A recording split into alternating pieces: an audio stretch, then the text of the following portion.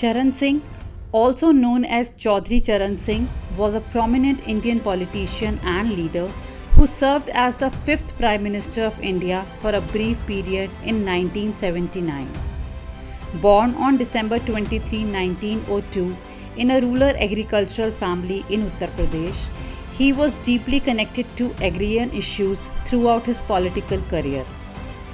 Charan Singh started his political journey in the 1930s and quickly rose to prominence as a champion of farmers' rights and rural development.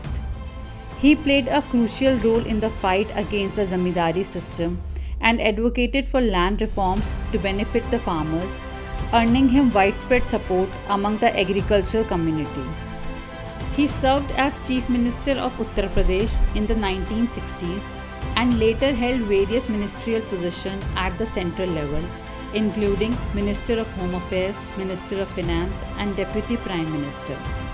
His tenure as Prime Minister in 1979 was marked by efforts to alleviate rural poverty and address agrarian issues, although it lasted only for a few months due to political instability. Throughout his career, Charan Singh remained committed to the welfare of farmers and the upliftment of rural India.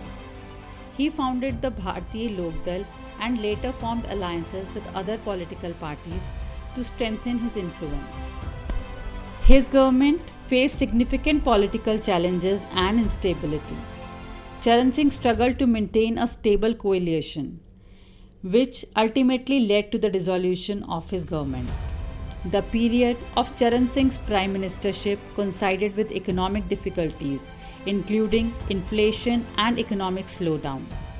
His government's ability to effectively manage these challenges was questioned, contributing to its instability. Due to the short duration and political turmoil, Charan Singh's government had limited legislative achievements. Many of his proposed reforms and policies were not fully realized or implemented.